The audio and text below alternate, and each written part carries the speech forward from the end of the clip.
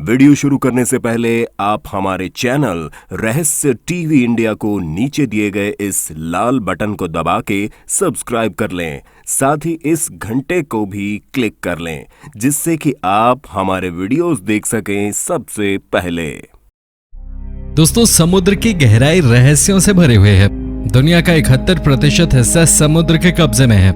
71% हिस्से पर पानी होने के कारण दुनिया का अधिकतर रहस्य समुद्र में ही छुपा हुआ है। इन रहस्यों से पर्दा उठाने और समुद्र में छुपी नई नई चीजों का पता लगाने के लिए रिसर्चर्स और डाइवर्स की टीम काफी मेहनत करती है। इसी मेहनत का नतीजा है कि हमें समुद्र में छुपे कई मिस्टीरियस चीजों का पता चला है। कई नई स्पीसीज और पानी में डूब चुके शहरों के बारे में भी पता चला है। इनमें से कुछ चीजें ऐसी भी हैं जिनका संबंध एलियंस से होने की भी संभावना है। तो चलिए फिर आज के इस वीडियो में देखते हैं समुद्र की गहराई में डाइवर्स द्वारा खोजे गए अब तक की 10 सबसे मिस्टीरियस और स्ट्रेंज चीजों को। Number 10, dugong chain. जानवरों से इंसानों की क्रूरता किसी से छिपी नहीं है। इंडोनेशिया में डाइवर्स की एक टीम डाइविंग कर रही थी। इस दौरान समुद्र की गहराई में एक पिंजरे पे उनकी नजर पड़ी। उन लोगों ने जब पिंजरे के करीब जाकर देखा तो सभी हैरान रह गए। वहां पर 2 पिंजरे थे। दोनों पिंजरे में डुगोंग को कैद करके रखा गया था।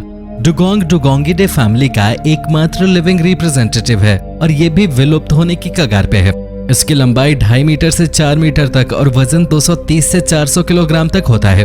एक पिंजरे में मदर डुगोंग और दूसरे में बेबी डुगोंग को कैद करके रखा गया था। मदर डुगोंग को पिंजरे में रखने के बावजूद जंजीर से बांधा गया था।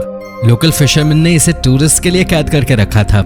डाइवर्स की टीम ने फिशरमैन से रिक्वेस्ट की कि डुगोंग को छोड़ दें, लेकिन उसने छोड़ने से इनकार कर दिया। फाइनली लोकल अथॉरिटी से कांटेक्ट करने के बाद दोनों डुगोंग को कैद से रिहा कराया गया। Number 9, Yonaguni monument. जापान का सी ऑफ योनागुनी हैमरहेड शार्क्स के लिए काफी मशहूर है। 1986 में हैमरहेड शार्क की तलाश में लगे डाइवर किहाचिरो अराताके की नजर एक अमेजिंग स्ट्रक्चर पे पड़ी। स्ट्रक्चर को देखने के बाद एक टीम इस जगह पे रिसर्च के लिए गई। इस स्ट्रक्चर को देख रिसर्च टीम हैरान रह गई। सैंडस्टोन और मडस्टोन से बना ये स्ट्रक्चर काफी दूर तक फैला हुआ है। स्ट्रक्चर अलग अलग शेप और साइज में है। कुछ लोग इसे नेचुरल फॉर्मेशन मान रहे थे, वहीं कुछ लोगों का कहना था कि इसे इंसानों ने बनाया है। इस स्ट्रक्चर को नेचुरल मानने वाले एक्सपर्ट्स का कहना था कि ये एरिया अर्थक्वेक प्रोन रीजन में है, जिस वजह से इस स्ट्रक्चर का निर्माण हुआ।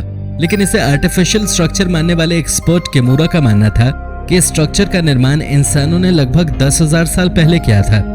किमुरा ने बताया कि इस जगह पे पिरामिड, कैसल्स, रोड्स, मॉन्यूमेंट्स और स्टेडियम्स बनाए गए थे। अर्थक्वेक और टेक्टोनिक एक्टिविटी के कारण योनागुनी मॉन्यूमेंट पानी में डूब गया। Number 8, submerge city of Shicheng. 1959 में चीन की कियांडाओ वैली को आर्टिफिशियल लेक में बदल दिया गया। आर्टिफिशियल लेक बनाकर वहां पर हाइड्रो इलेक्ट्रिक प्लांट शुरू किया गया। कुछ साल बाद कियांडाओ लेक को टूरिस्ट के लिए खोल दिया गया। डाइविंग की इजाजत मिलने के बाद 2001 में डाइवर्स की एक टीम लेक की गहराई में घूम रही थी।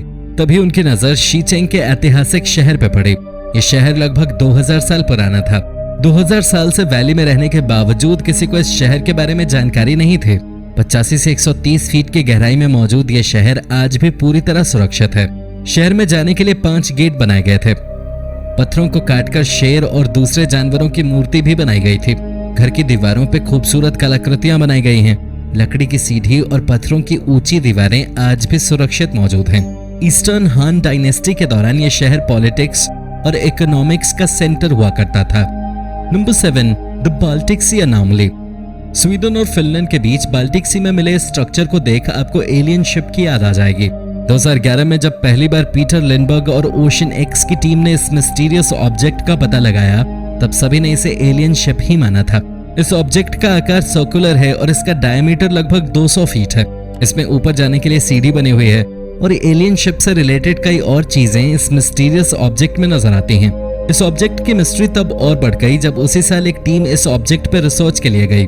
ऑब्जेक्ट के पास जाते ही टीम की तमाम इलेक्ट्रॉनिक डिवाइसेस ने काम करना बंद कर दिया।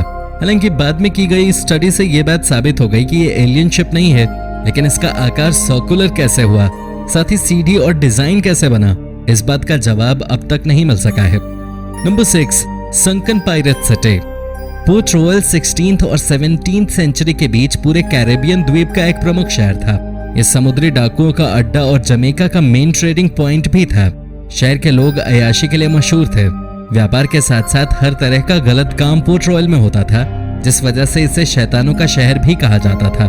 शायद इस शहर के लोगों के पाप का घड़ा भर गया, इसलिए 1692 में एक भयानक भूकंप की वजह से यह पूरा शहर समुद्र में डूब गया। सैकड़ों जहाज, व्यापार के लिए जमा किया गया सामान समेत सब कुछ पानी में डूब गया। इस भूकंप में 1600 से ज्यादा लोगों की मौत हो गई। 1981 में यहाँ आर्कियोलॉजिकल इन्वेस्टिगेशन शुरू हुआ। इन्वेस्टिगेशन लगभग 10 सालों तक चला।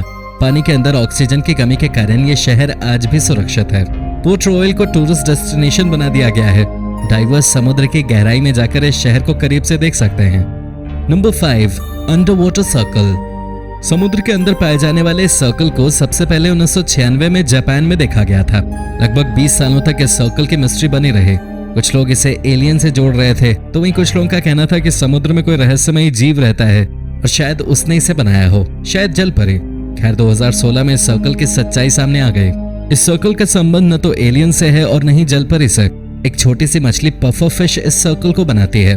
मेल पफर फिश फीमेल को अट्रैक्ट करने के लिए इस खूबसूरत सर्कल को बनाते हैं। इसे बनाने के लिए पफर फिश अपने छोटे से पंख का उपयोग करते हैं और जिसका सर्कल जितना खूबसूरत होता है, फीमेल पफर फिश उसी की तरफ अट्रैक्ट होती है। Number 4, Cancun under water museum. Cancun under water museum दुनिया के सबसे यूनिक म्यूजियम्स में से एक है। यह म्यूजियम मेक्सिको के कंकून शहर में कंकून नेशनल मरीन पार्क में है। म्यूजियम में 3 अलग अलग गैलरीज हैं, जिनकी गहराई 9 फीट से 19 फीट तक है। म्यूजियम के निर्माण का काम 2009 में शुरू हुआ था और 2010 में इसे विजिटर्स के लिए खोल दिया गया। कंकून नेशनल मरीन पार्क में कोरल रीफ को विजिटर्स से बचाने और कोरल रीफ के ऑल्टरनेटिव के तौर पर इस म्यूजियम को डेवलप किया गया। म्यूजियम में 500 मूर्तियां हैं। इनमें से ज्यादातर का निर्माण ब्रिटिश स्कल्पचर जेसन डिकेयर्स टेलर ने किया है। वहीं 5 मूर्तियों का निर्माण मेक्सिको के स्कल्पचर्स द्वारा किया गया है। इस अंडर वाटर म्यूजियम में हर साल लगभग 2 लाख विजिटर्स आते हैं। Number 3, under water structure of Zakynthos. Greece के ज़ैकिन्थोस आइलैंड पे डाइविंग के दौरान डाइवर्स ने एक एंशिएंट सिटी की खोज की। पानी की गहराई में मौजूद सभी स्ट्रक्चर इस बात की ओर इशारा कर रहे थे कि यहाँ पर कभी एंशिएंट सिविलाइजेशन हुआ करता था। स्कल्पचर तो मिला, लेकिन ऐसे कोई सबूत नहीं मिले जिससे ये साबित हो सके कि इस शहर में इंसान रहा करते थे। जब इन स्ट्रक्चर्स को एक्सरे टेक्निक्स की मदद से देखा गया और केमिकल एनालिसिस किया गया, तब पता चला कि ये सभी नेचुरल फॉर्मेशन थे। हालांकि नेचुरल तौर पे इन स्ट्रक्चर्स का निर्माण इस परफेक्शन के साथ कैसे हुआ, ये एक बड़ा सवाल था। 2013 की एक रिपोर्ट के अनुसार इन सभी स्ट्रक्चर्स का निर्माण लगभग 5 मिलियन साल पहले नेचुरल गैस लीक और नेचुरल इरोजन की वजह से हुआ था। Dwarka sunken city. संस्कृत में द्वारका का अर्थ स्वर्ग का द्वार है। यह शहर कभी विष्णु जी के 8वें अवतार का निवास स्थान था, तो वहीं कृष्ण जी का साम्राज्य भी इसी शहर में था। महाभारत के अनुसार कृष्ण जी और साल्वा के बीच युद्ध में साल्वा ने इस शहर पे एक फ्लाइंग मशीन से हमला किया था। इस हमले में पूरा शहर पानी में डूब गया। 1980 से 90 के बीच मरीन आर्कियोलॉजिस्ट ने गल्फ ऑफ खम्बट में 120 फीट की गहराई पर एक प्राचीन शहर को ढूंढा। लोगों की माने तो ये वही शहर था जो साल्वा के हमले में पानी में डूब गया था। आर्कियोलॉजिस्ट के अनुसार ये शहर लगभग 9000 साल पुराना है। शहर को 6 हिस्सों में बांटा गया था।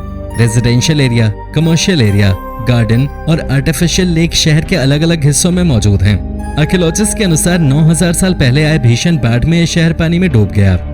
Number 1, giant pyrosome. Giant pyrosome the most amazing creatures में से एक है। आपने ऐसा पहले कभी नहीं देखा होगा। लगभग 60 फीट लंबे और 3 फीट डायमीटर वाले इस क्रीचर को देखने का मौका हर किसी को नहीं मिलता। अगर आपको लग रहा है कि 60 फीट लंबा सिर्फ एक क्रीचर है, तो आपको बता दें कि ऐसा बिल्कुल नहीं है। दरअसल ये एक टाइनी कलोनियल ट्यूनिकेट है। लाखों कलोनियल ट्यूनिकेट एक साथ मिलकर हॉलो सिलेंड्रिकल स्ट्रक्चर का निर्माण करते हैं, जिसे जायंट पायरोसोम कहते हैं। ये अपना भोजन पानी को फिल्टर करके प्राप्त करते हैं। जायंट पायरोसोम कभी खत्म नहीं होता है। अगर किसी इंडिविजुअल ट्यूनिकेट की मौत होती है, तो दूसरे ट्यूनिकेट तुरंत ही रिप्रोड्यूस करके उस खाली जगह को भर देते हैं। जायंट पायरोसोम से रोशनी भी निकलती है, जो समुद्र में कई मीटर दूर तक जाती है। मैं तो सबसे पहले पानी के अंदर डूबे द्वारका शहर को देखना चाहूंगा। आप सबसे पहले किसे देखना चाहेंगे, कमेंट में जरूर बताएं और साथ ही चैनल को सब्सक्राइब करना न भूलें। धन्यवाद।